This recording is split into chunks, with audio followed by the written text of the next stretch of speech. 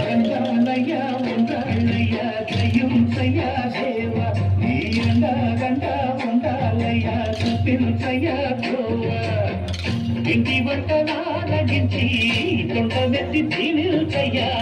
తండ్రి వలె ఆదరించి